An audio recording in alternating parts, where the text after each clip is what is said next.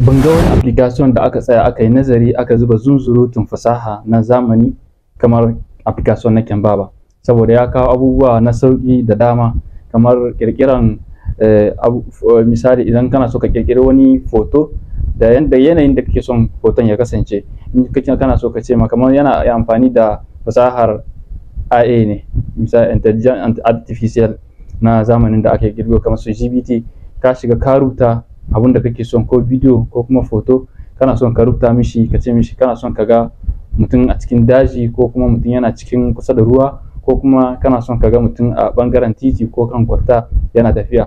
To idan abin nan da ka rubuta masa to cikin fasahar zamanin nan zai shiga yayi generan abin da ka faɗi mishi iya irin abin da kake so ka gani da gidaje a bayansa ko kuma cikin daji kuma tsakiyar itace.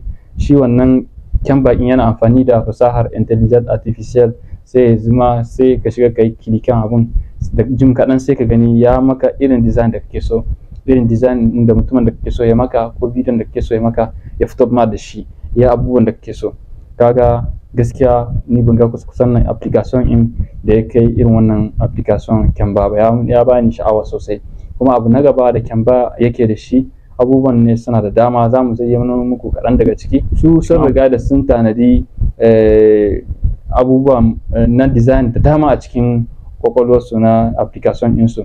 Idan kana son kawai shiga ne za ka yi kana dubawa ya irin design ɗin da ya burge ka, za ka shiga kawai ka ɗan canza ka yi modifiyan shi ya fitar maka da shi. Kuma suna da abubuwa kuma na sayarwa, za ka shiga ta hanyar biza ɗin ka saya, shi ma design ne da dama suke da su kala-kala, kana iya saya kuma ka yi amfani da shi. Misali daga cikin abubuwan da ya kumsa akwai bangare na misali kana son ka yi presenta akan rezo sosiyo, misali Facebook, Instagram, YouTube, TikTok, duka akwai presentation da kake so ka yi. Suna da model irin kaloli da dama na irin abun da kake so, kawai shiga ne za ka yi modifiyan abubuwan da kake so. Kuma akwai bangaren wani daban kuma idan kana so kai da kanka za ka maka page wanda babu komi da kanka kai kadai za ka kirkira abun ka dora. Kuma akwai bangare na wanda na muku bayani kamar na rezo din nan, Facebook, Instagram, TikTok da kai ma suna da model da dama wanda in ka shiga za ka iya kai kawai modify ne za ka dora naka a sama. Kuma akwai bangare na gaba in kana son kai presentan enterprise ɗinka, akwai business plan, akwai enterprise ko na abubuwa wannan dai na presentation in wayansu kamfanonuka da dama, duka su ma suna da model da dama, design daban-daban za ka gani irin na kamfanonin da abubuwan da ya shahi plan in business da wani abun da ya shahi informatic, duka suna da model na irin wayannan abubuwan. Kawai ilsifi ka shiga kai modify ka dora naka da sunan kamfaninka. Kuma hallo suna da wani abu da dama, wani abun daban kuma kamar misali na logo na kamfani. Logo na kamfani kana iya ka kirkira logon ka na kamfani ka dora sunanka da duk Canva din nan yana iya yin shi. Wannan abun na an tsaya an yi tunani sosai akan wannan application din.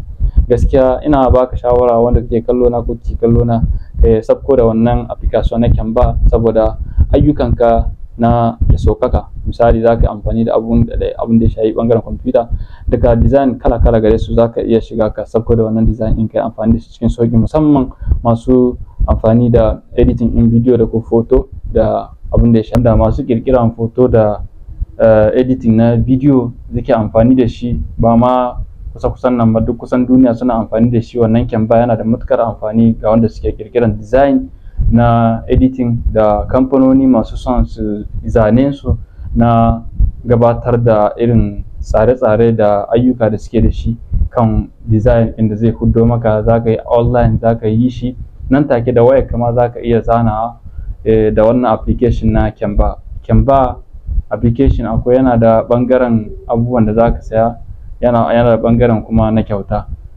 To wannan Canva in abubuwan da ya kumsa yana da dama, abubuwan da za ka amfani da su wajen kirkiran zanenka. Da akwai bangaren banner na YouTube, in kana so za ka tallata bidiyon ka na YouTube, akwai banner da kake kirkira da mutanen da sun gani za su yi abun zai ba su sha'awa su shiga. Kana kirkirar da shi, ana kirkirar shi ta hanyar Canva. Kuma abu na gaba za ka iya zana littafinka na YouTube, yana da waje da ake rubuta text, za ka shiga ka rubuta libri ɗinka, yana da page sai ka kirkira libri ɗinka kuma sannan za ka iya tallata. Kun san da ana yin kirkira littafi a rubuta kuma a saida shi a yanar gizo online kenan. Kana iya saida libri ɗinka mutane su shiga su biya su kalli su shiga su sayi littafin su. Wannan ana yin shi ta hanyar Canva shi ma. Kuma abu na gaba da Canva ne yake da shi